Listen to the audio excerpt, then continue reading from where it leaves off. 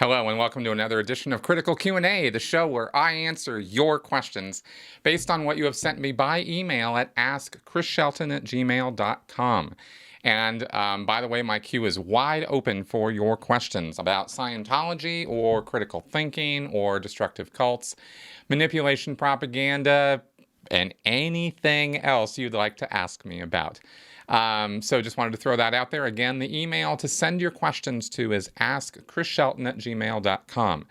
If you put them in the comments section, it's pretty much a guarantee I won't see them because I am honestly paying less and less attention to the comment section of my YouTube channel now for reasons I've said many, many times already. So, including my mental health. All right. And on that note, by the way, I really, really want to thank a lot of you for such positive responses and feedback to the post I put up recently on my Patreon page and sent out to all my YouTube subscribers to let you know what was what with my views and things about what I'm going to be talking about on my channel. It was wonderful. I really got a flood of awesome communication from you guys and really proved out what I had been hoping, but sometimes, negativity bias is strong, and sometimes when I get negative feedback, it sticks with me longer than the positive does. But this was absolutely the opposite effect, and again, thank you for that. By the way, happy 4th of July weekend, everybody. I hope you guys are having a good time.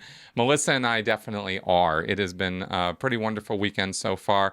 I just want to say, since I tweeted this out and found that this is actually going on around the country, I really hope you guys are staying safe and not being jerks about the fireworks. We were up until 2 o'clock last night with jerks running around in the neighborhood, just throwing cherry bombs around for some reason. I don't really understand the thinking.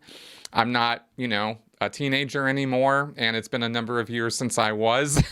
So maybe I just can't get myself in the I don't give a shit about anybody else headspace anymore. But it's really rude and really, really very inconsiderate to be running around shooting off fireworks. Not to mention that there are a lot of people who are suffering from PTSD or some other trauma. And that kind of stuff, especially in the middle of the night, when you're trying to get to sleep, is the last thing that you need to be hearing. So it was important enough to me and seemed broad enough of a thing that I thought I'd mention it here on my show. All right, so that all being said, let's go ahead and get on right to your answers or your questions now. James Hacker. I have a question concerning the LGBTQ community and Scientology. It seems like Scientology pretends to love us, but the tone scale says differently. Celebrities such as Kirstie Alley, Elizabeth Moss, and Laura Prepon have denied that being LGBTQ is wrong in Scientology. Is it possible that, being VIP Scientologists, they're sheltered from the truth, or are they straight up lying? Okay, James, thank you for your question. And while this has certainly been addressed many times, let me now actually go to the sacred texts of Dianetics and Scientology to answer this question, because here's the deal with the celebrities. They do the same Scientology that everybody else does. They are treated differently with the VIP treatment, but the auditing processes and the books and the lectures that they listen to and read are the same.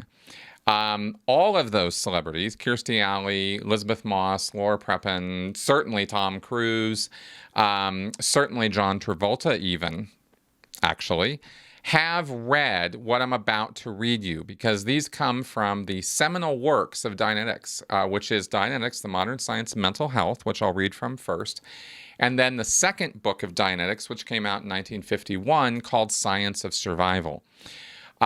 Especially since 2004, there's been a massive push on all Scientologists to read these books. Prior to 2003, 2004, where I can't remember exactly what year the basics came out, all the revisions were done of the basic Scientology texts and lectures. And that was a massive thing. But prior to that time, it could have been possible that you could be a Dianeticist or rather a Scientologist and not have read Dianetics. For years, it could have been that way, that you'd never even approached it or, sort of skimmed it or something. It wasn't necessarily on any of the coursework that you were going to do. at least not for quite a while, until you got, at least up to what was called the solo, or is called the solo auditor course, which is after you go clear, or on your way to getting to clear, you have to get trained to engage in what's called solo auditing, where you're going to sit in a room and audit yourself. That is an advanced thing to be doing in Scientology. So at that point, on that course, is when people would read Dianetics. And Science of Survival wasn't even on that course. You had to do a different course called the PTS-SP course in order to be exposed to Science of Survival. And not everybody was doing that until Miscavige put it down and really started emphasizing that people had to do those services, and they did a whole revision on the PTSSP course. And that was done, of course, to convince Scientologists that if anybody was hostile or antagonistic or critical of Dianetics or Scientology, they were SPs. They were bad guys. They were antisocial personalities. That's the entire reason you do the PTSSP course, is to find out who the SPs are. And basically the course tells you anybody who doesn't like Scientology. Obviously, there's a little more nuance to it than that, but that's the basic bottom line of it. So the point is that since 2004, everybody's been covering this material. You will be hard pressed to find somebody in Scientology these days who hasn't read this stuff.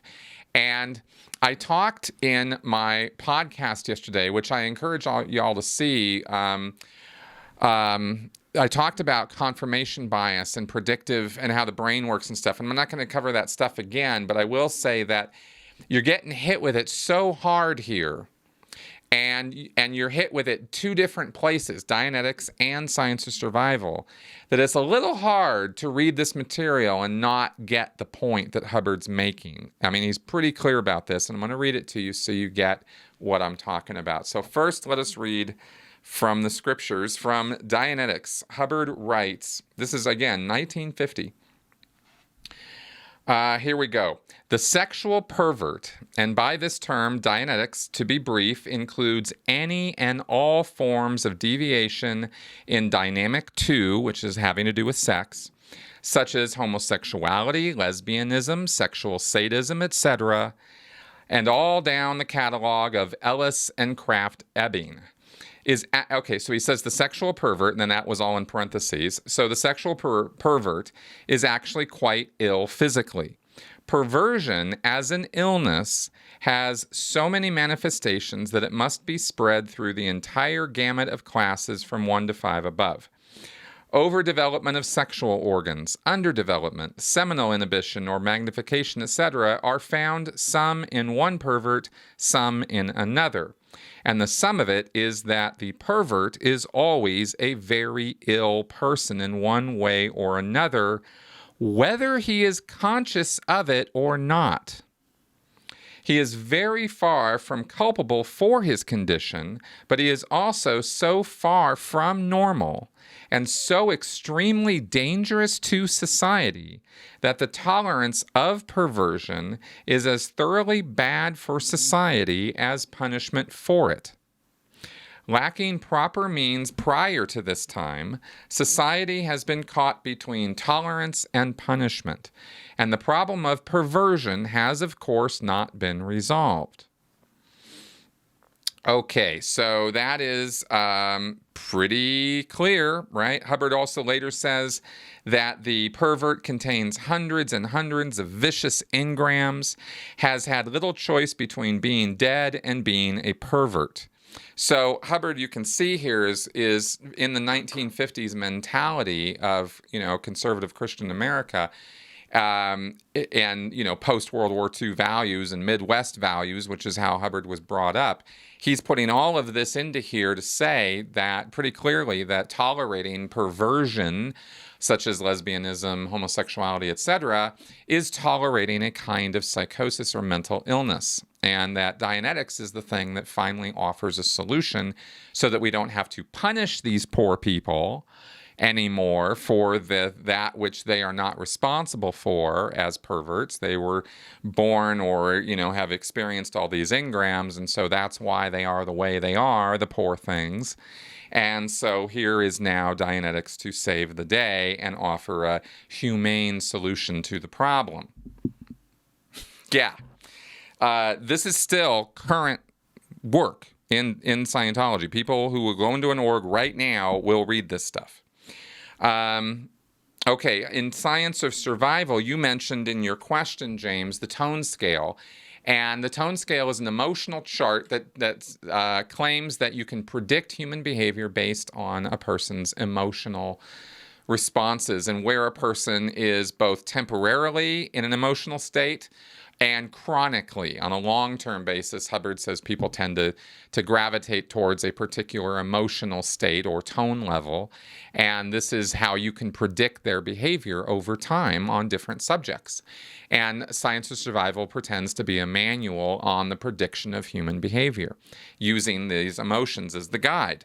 And each emotion is assigned a numeric value, and 1.1 on the scale. And the tone scale goes from 40 at the top to minus 40 at the bottom. So 1.1 is the level of what is called covert hostility.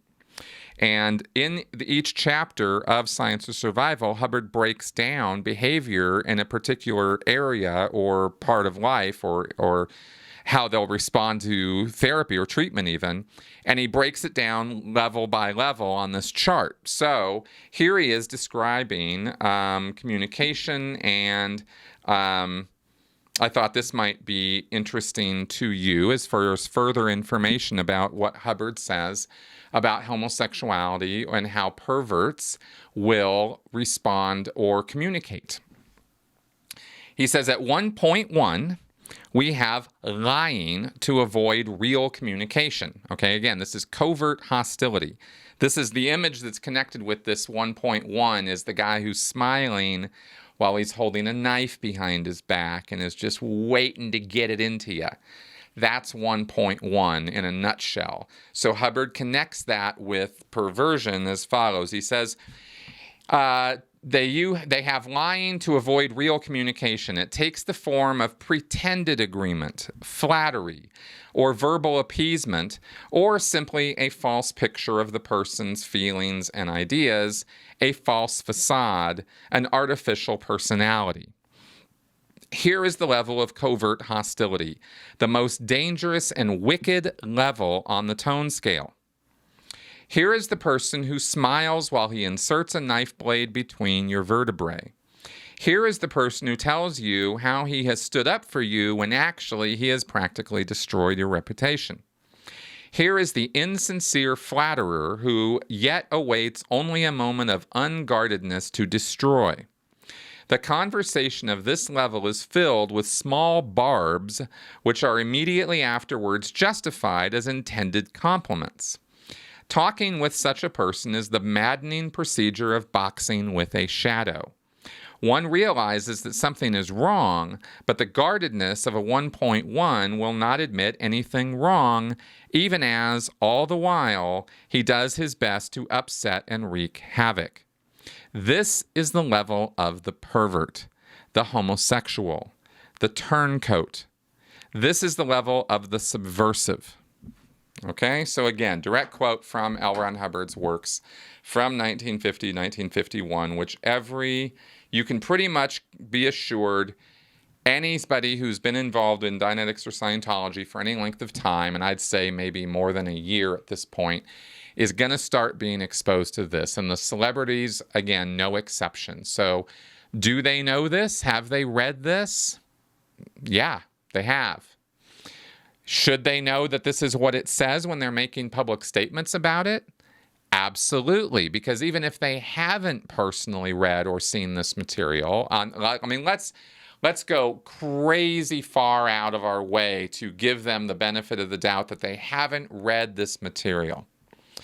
This is public information. Nothing I read to you right now is confidential. You can go into a bookstore and pick up Dianetics and read exactly what I just read to you. So would it even be that they would get a pass if they said that Dianetics or Scientology is, pro-LGBT or doesn't have a problem with LGBT, knowing that this is what Hubbard wrote in public level books, right? Even if they don't personally know, when they're making public statements, they are making them based on what they were briefed on by their handlers, their celebrity handlers in Scientology. So somebody, if they're saying that these things I read to you are not true, or that that's not the way it is now in Scientology, somebody's lying to somebody. And if they don't have the ability to do their own due diligence about their own religion and tell the truth about it, then what does that say about them as people? And that's kind of where we're at with this. And Scientology celebrities are liars. All you got to do is look at what L. Ron Hubbard actually wrote, and also understand that no Scientologist has an option to not buy into that. They don't get to make a choice and say, well, that's not true. I don't think that's real. I don't think that all homosexuals are, or all, LGBTQ are not liars, are not one. You don't get away with saying that within the world of Scientology. If you do, you're going to be set down in front of somebody and you're going to be clearing up a lot of words and a lot of dictionaries until you agree with what Hubbard wrote, as I've gone over. So that's the truth of the matter, James. And I thought I'd give a really thorough answer with the quotes this time. So it's not just from my own opinion or experience. So there you go. Jeffrey Shantz. Given that Scientology keeps records of all your sessions, what happens if the PC is a pathological liar and is making up new material in each auditing session that doesn't match up with what they've said before? How would they move you forward if it all seemed to be random information? Okay, well, Jeff, thanks for this question. It's a really good one, actually. Nobody's ever asked me anything like this before. And the way there's a couple different ways this could be dealt with. It would depend on how important and how repeated the person's lies were and how obvious they were. You get a lot of latitude when you go into an auditing session and start talking about your past experiences, especially when you get into past lives. Now, you can just, it's carte blanche. You can say anything you want about what's happened to you in a past life, and really nobody's going to have a whole lot to say about it. In the book, Science of Survival, which I was just quoting from in the last question, Hubbard actually talks about the therapeutic value of running imaginary incidents. So you could even end up running things that the auditor knows and the case supervisor knows, and you're told it's okay. Just let your imagination run wild. And that could be done in order to get a person who was, say, stuck, not being able to run a whole lot of anything. Or there might be other, this is just off my memory right now, there might be other reasons for imaginary incidents to be run, but you could do that, still get some kind of therapeutic value from it, Hubbard said, and nobody's the worse for wear, right? Everybody knows it's just imagination. That's pretty rare, though. It's expected that when you go into auditing, you're going to be telling the truth, especially about stuff that's happened to you this lifetime. You're not supposed to just be going in and making stuff up.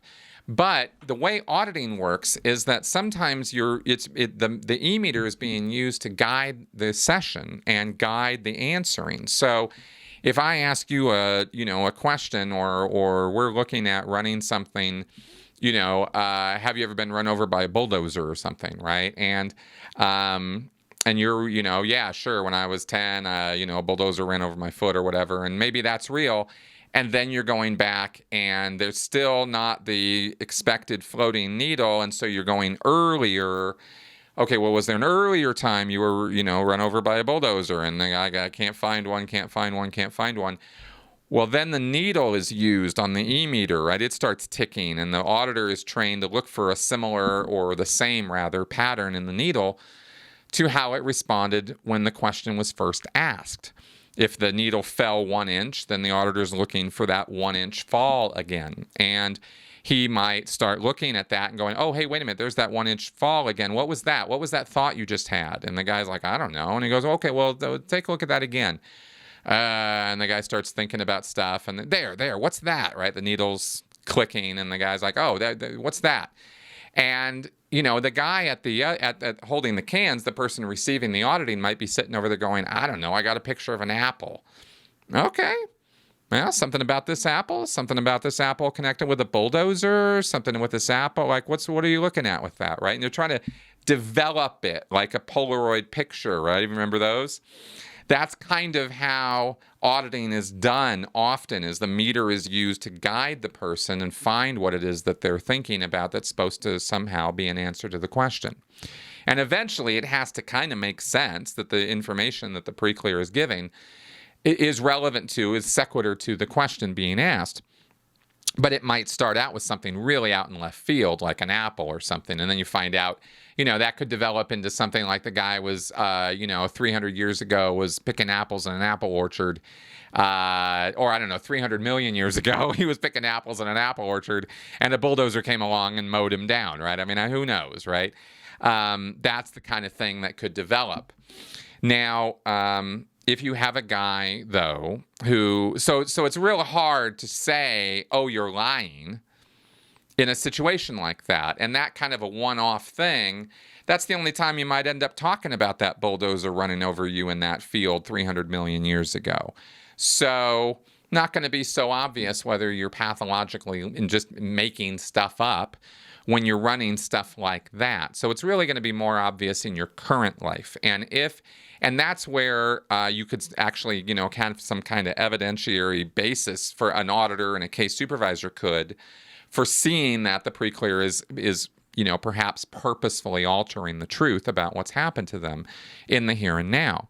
And if that kind of stuff starts coming up, where it's just contradictory, where they have earlier reports that said this, and the guy's saying, well, XYZ instead of ABC, and, it starts coming out that way, then a case supervisor could start putting processes together customized for that pre-clear, for the pathological lying pre-clear, to address the subject of lying, and perhaps even get into finding evil purposes and evil intentions connected with distorting the truth or fabricating reality, or, there's lots and lots of ways that you could word that.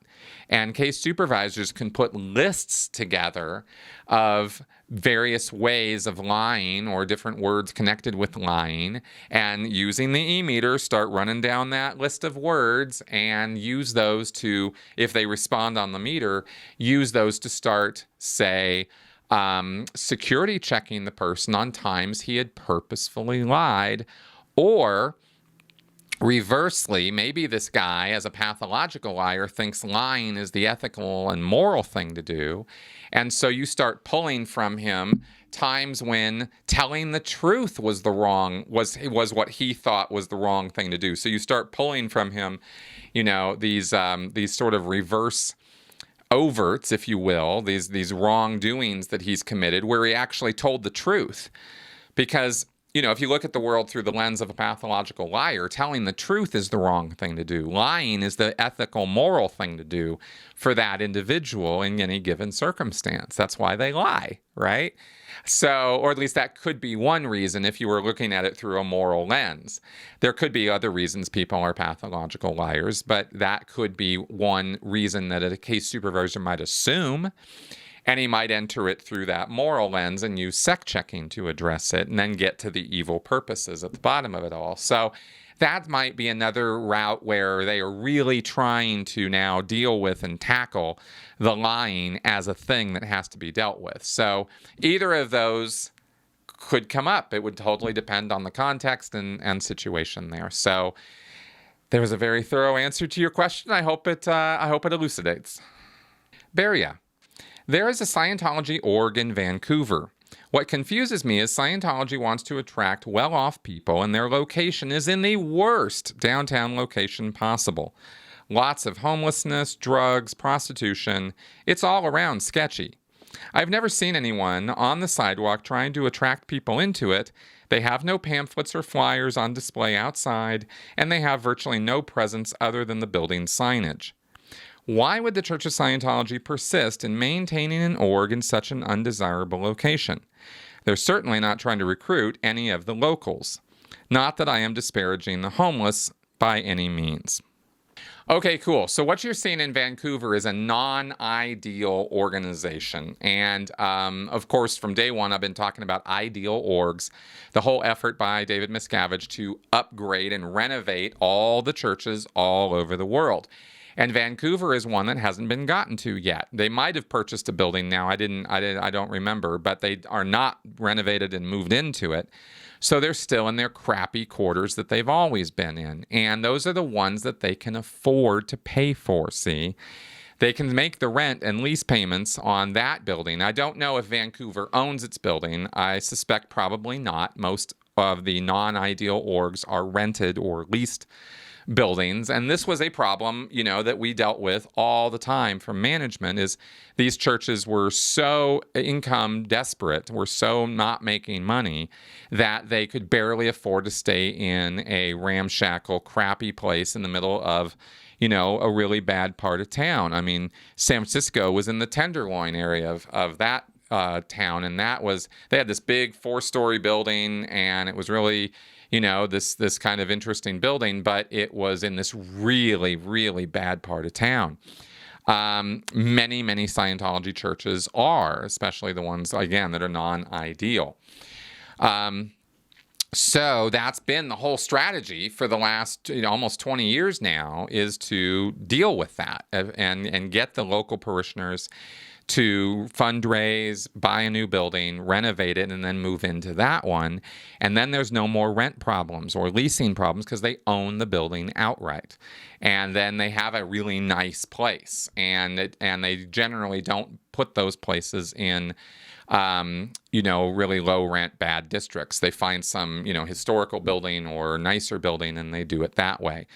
But every church area is different. You'll find exceptions all over the place to what I just said. So why would they persist in that area? Because they don't have the money to do anything else.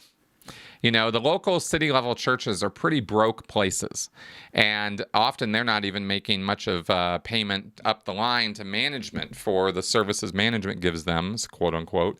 And the other necessary payments they're supposed to make to the central Scientology headquarters. So, sometimes they had to be bailed out. They had to have Sea Org members come and make the rent for them. I used to do that all the time.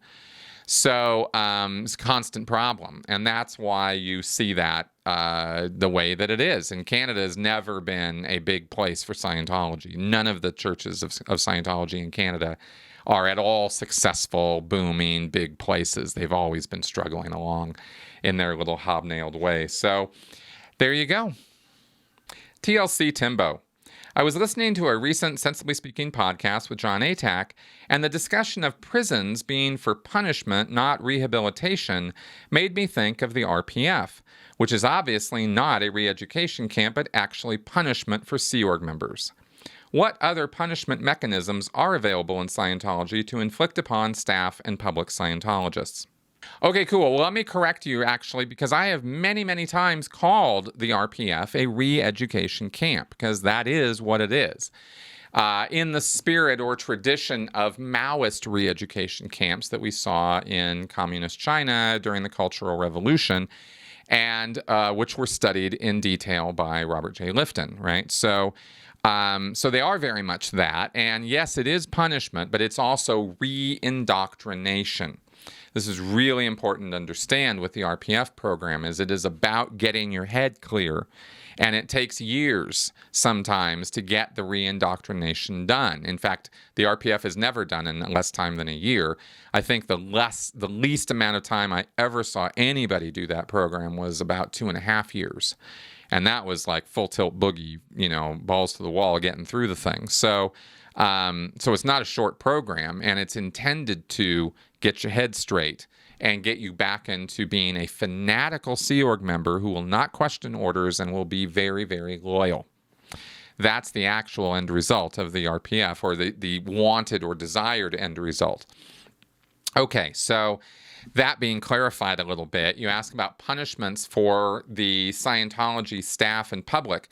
Yeah, because the RPF also, by the way, is not for staff and public. It is only for the Sea Org. And but the punishment mechanisms are many, and they basically involve either physical, grueling, hard work. That's at all levels. More, the spectrum of awfulness, gets worse and worse as you go up the line. So the Sea Org members, for example, are getting the worst punishments.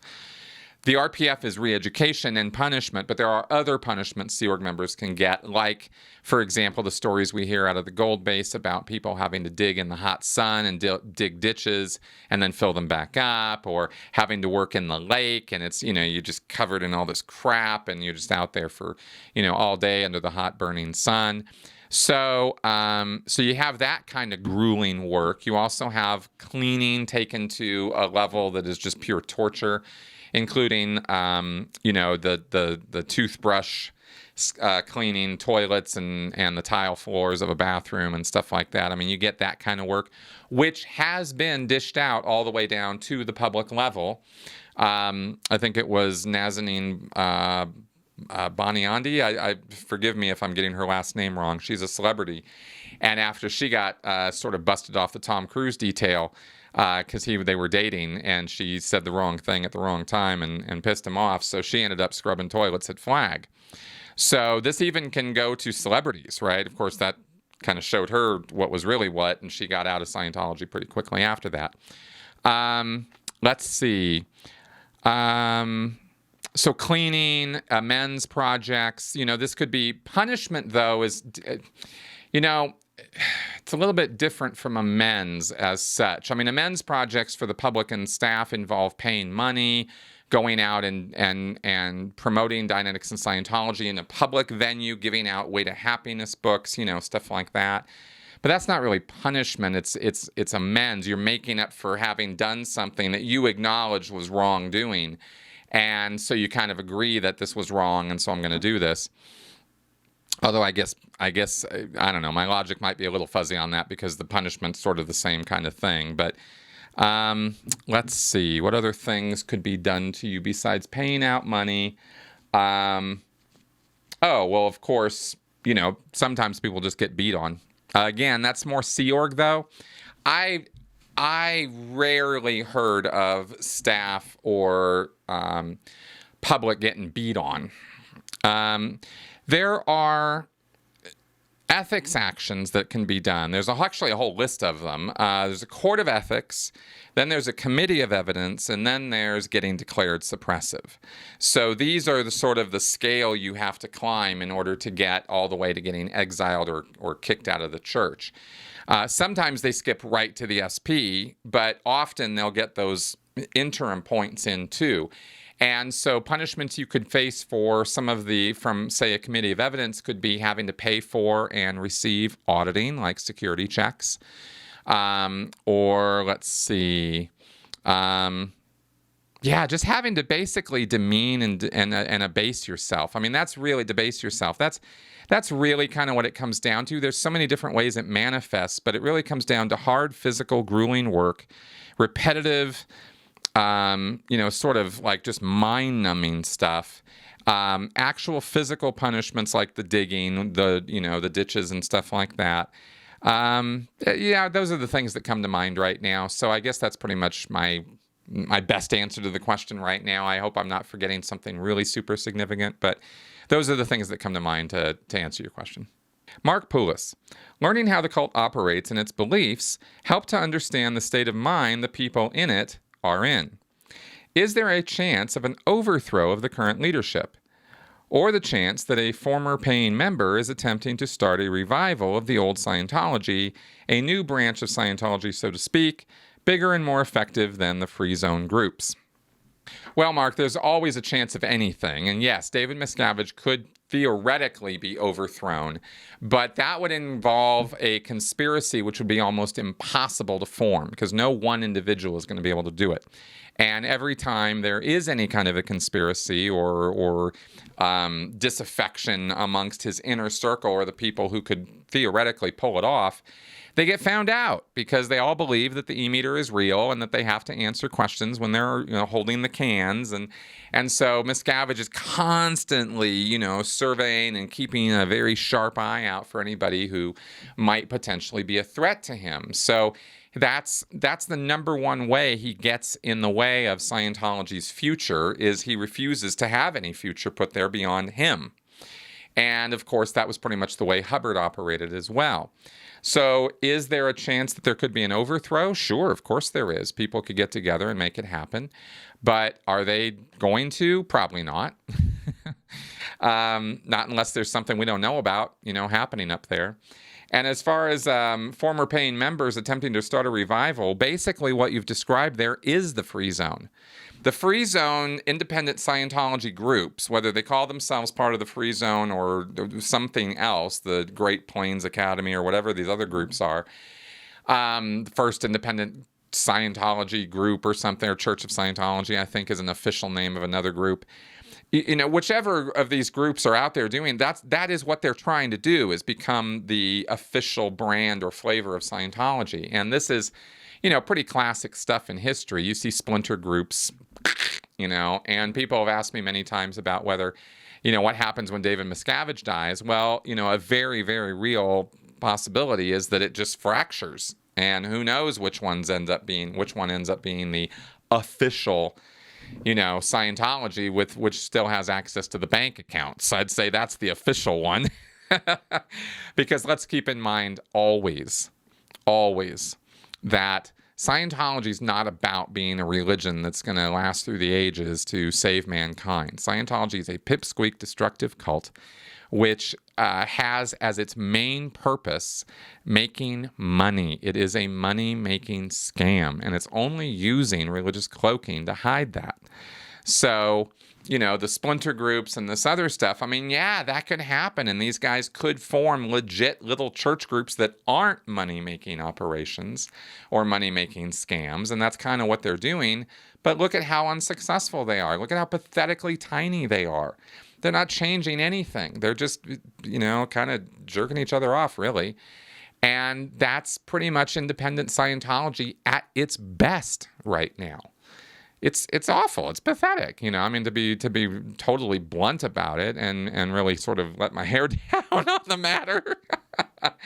So that is what you're seeing is the point I'm trying to make. It's could a former paying member try to start a revival? Yeah, it probably happens all the time that they get out and start some splinter group or some squirrel group and are part of the, what we call independent Scientology. So there's lots of factions there. And that's my answer to your question. All right, it is time for Flash Answers. J. Colbert. Hi, Chris. I wanted to know what Scientology is doing now if someone has to go to the hospital. You've said that there's a buddy that needs to go with them. If hospitals are only allowing patients in and no visitors or friends allowed in to wait with them, what happens? Okay, well, obviously, if somebody gets to the point, and let's talk about the Sea Org here, because public and staff is not on the buddy system. So the Sea Org is what I was referring to with that. If a staff member or a public Scientologist needs to go to the hospital because of, say, a COVID disaster, they're going to go. And they don't have to be under watch. They don't have to have somebody with them. They're going to go and they're going to get the treatment that they need. For a Sea Org member, though, they're going to wait till the very, very, very, very, very, very last possible second. And sometimes that has had some fairly disastrous consequences. We haven't heard any dead bodies on the PAC base or at Flag. And so maybe maybe everything's cool there. And all I can tell you is from my own experience in the Sea Org, people going to the hospital was something that was put off until the very last second. A lot of Scientology crap being done on them in an effort to alleviate the symptoms. But COVID isn't going to respond to a touch assist. And if somebody really gets in a bad way, then they're going to have to go to the hospital. And the hospital situation, as you described, doesn't allow for people hanging out with them. And they won't make exceptions. So that's just the Sea Org member is in a bad enough way. They're going to have to go. And that's what's going to happen. David Anderson. Do you think Scientology is still declaring people to be an SP, suppressive person? And do they still provide a goldenrod certificate when they do? What about the number of SPs surpassing the number of members, or has it already? And how do you think the print shop is doing? Yes, I do think that every single person who's declared a suppressive person has a piece of goldenrod paper describing their crimes and officially, formally declaring them suppressive. However, they do not give those out anymore, and they barely ever post them even on the notice boards unless it's necessary for something. They keep them on file in HCO, is how they put it. And if you are curious about a particular individual who has been declared, then you can go visit HCO or OSA, depending on where the declare order is stored, and potentially read it. There probably are more people declared at this point through Scientology's history than there are remaining members of Scientology, actually, considering the list of thousands of people who have spoken out about Scientology, for example, and lots of other people who were declared who never spoke out about it. So, yeah, so I think that's definitely still a thing. Adria Vizi Alub. Flash answer. Do you ever listen to Stephen Colbert's news monologues? They usually make me laugh, and I was wondering if you got a laugh out of them too. Hey, sorry for butchering your name again. I know we've been over this. I have no excuse. I just kind of suck. But as far as Stephen Colbert's monologues go, I used to watch him a lot more than I do now. I found after I started, probably about a year ago or so, I started seeing some chinks in the armor of left-wing comedian media stuff, and started seeing ideas being forwarded and laughed about and comedy being made about things that actually weren't true. And I was like, ugh. And I had a hard time kind of laughing with it when I knew that the news they were basing that on was actually skewed, slanted media. And this doesn't mean that, that I'm bucking for, the right wing and how great they are, because pretty much everything I've ever said on that end is also still true. But I noticed that the propaganda is flying fast and furious on both sides. And while I know that's controversial, come on, guys, everybody's got their biases, and I totally understand that people who have left-wing biases perceive that there's less left-wing bias than there is right-wing bias. And studies have been done about this, and we know that, say, Fox News is certainly, statistically speaking, more inaccurate factually than, say, MSNBC and CNN. But that's not to give MSNBC and CNN a pass, or left-wing media in general, because the statistics on their factualness ain't so great either. It's just not as bad as Fox News. So what do you do with that, right? Well, everybody's got their own decisions to make about it. And all I say, at the end of the day, good, left, right, center, top, bottom, whatever, red, green, blue, I don't care who you are, please apply critical thinking to the news that you're reading. So that all being said, I had to do that whole thing to say that I love Stephen Colbert, but sometimes the stuff he makes jokes about is misinformation or is just straight up wrong. And that got a little distracting to me, so I had a hard time watching late night TV anymore. Okay, everybody, so that's the show for this week. Thanks for watching and tuning in here. I really appreciate your questions, and I want more of them. Please send them to me, again, at AskChrisShelton@gmail.com. And I'll end with the usual plugs here, of course, that if you find my content educational, informative, and maybe entertaining, consider joining me through Patreon or supporting the show through one-off support through PayPal. Links below. Always, always. Every single video I've posted has links to my Patreon page and my PayPal in the description section of the video. So, and join us for our live streams. I'm not sure if I'm doing one this Tuesday, but definitely Wednesday night. We will be doing Critical Conversations, and I will be joined by my lovely wife, Melissa, right here. And we will be talking about something, not quite sure what the theme of this week's show will be. The last 2 weeks, we have done mental health, and Melissa and I have gotten pretty personal about some things, and she has really made some amazing points, and we have gotten some callers who have really, really been very, very kind and sharing of their experiences with that. So if you haven't checked out my Critical Conversation show, not everybody, of course, can join live when we do it Wednesdays at 7, but I would encourage you to check it out because we talk about some pretty interesting stuff. All right, so that all being said, and also Critical Clips, my other YouTube channel. If you want the clips and short bursts of data from me on very specific topics, that is the channel to subscribe to. And I would really, really love to boost that channel a bit as well. So link to that is also below. And with that, we will end the show for this week. Thanks, guys. Talk to you next week. Bye-bye.